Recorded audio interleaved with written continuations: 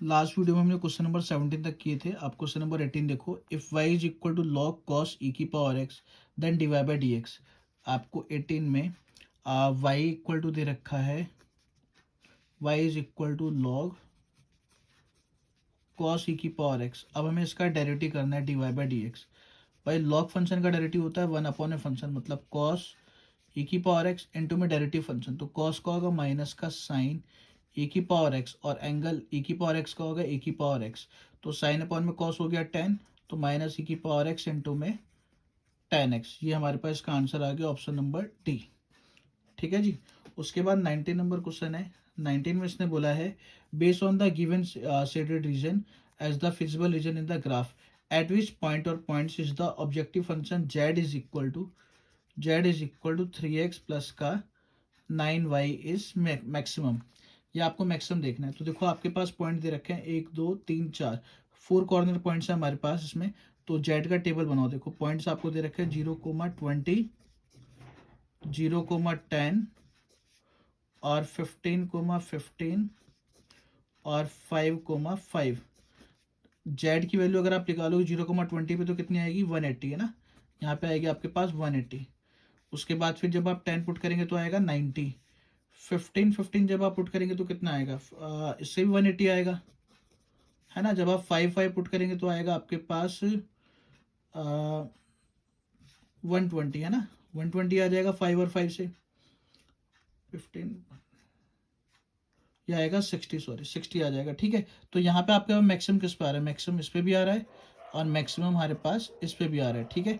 0,20 पे 15,15 पे, तो सी पे भी आ रहा है, डी पे भी आ रहा है। तो इसमें देखो आपको डी ऑप्शन दे रखा है every point on the line segment C D. तो सी डी के आपके पास पॉइंट्स के ऊपर, कॉर्नर पॉइंट्स के ऊपर ये मैक्सिमम आ रहा है, तो इसलिए सी डी इसका आंसर हो गया। ठीक है। 20 नंबर क्वेश्चन में बोला है इसने the least value of the function f x is equal to 2 cos x plus x. F x is equal to 2 cos x plus का x इन द इंटरवल 0 से π/2 में क्लोज में। ठीक है जी। तो देखो एफ डैश एक्स हमने निकाला, वो आ गया 2 cos का माइनस का साइन x प्लस एक्स की वैल्यू, एक्स का डेरिवेटिव 1, इसको इक्वल टू 0 पुट कर दिया क्रिटिकल पॉइंट्स फाइंड करने के लिए। तो साइन एक्स कितना आ गया हमारा 1/2, साइन एक्स 1/2 आ गया। तो एक्स की वैल्यू हो गई π/6 मतलब 30 degree.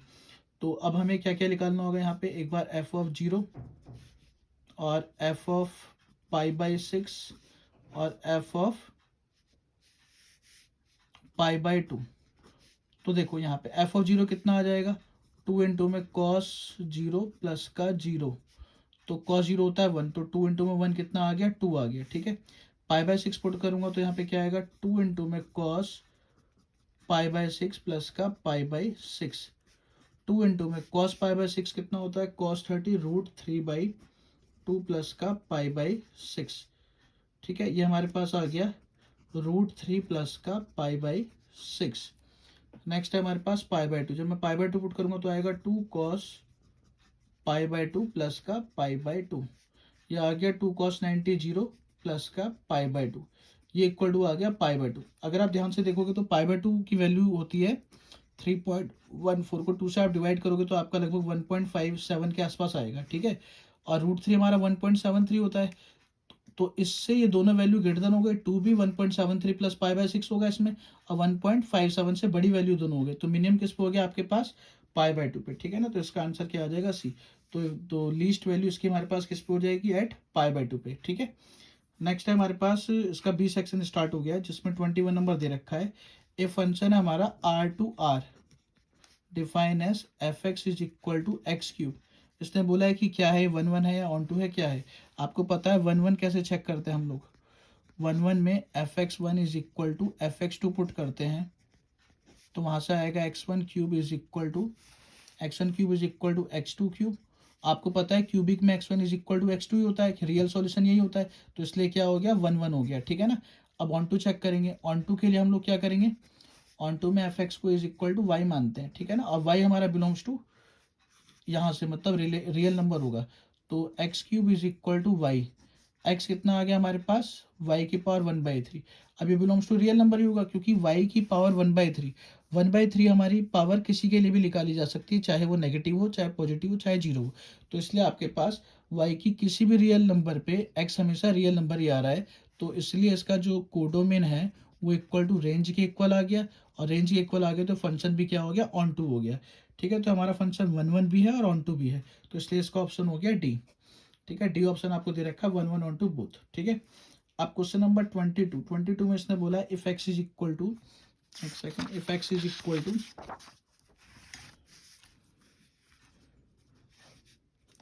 Equal to a sec theta और y is equal to b tan theta, then double derivative निकालना है थीटा π/6 पे। तो पहले फर्स्ट डेरिवेटिव निकालो, ये हो जाएगा a sec का sec थीटा इंटू में tan theta, dy by d theta is equal to b tan का sec स्क्वायर थीटा। सेकेंड को 1 से डिवाइड करेंगे तो dy by d x is equal to क्या आ जाएगा, b sec square theta upon में a sec थीटा इंटू में tan थीटा, इससे कैंसिल आउट हो गया। इसको और सिंप्लीफाई करेंगे तो क्या आएगा, sec को 1 अपॉन में cos थीटा, tan को sin थीटा अपॉन में cos थीटा, इससे कट गया। तो dy बाई डी एक्स हमारे पास आ गया is equal to b by a into में 1 by sine is cosec theta. ठीक है जी, अब इसका दोबारा डेरिवेटिव करेंगे विद रेस्पेक्ट टू एक्स में करेंगे, तो डी स्क्वायर वाई अपॉन में d x square is equal to b by a constant बाहर cosec का माइनस cosec थीटा इंटू में cot थीटा इंटू में थीटा का d theta by d x. अब d theta by d x बच्चे भूल जाते हैं बहुत ज़्यादा लिखना है, इसको याद रखना है।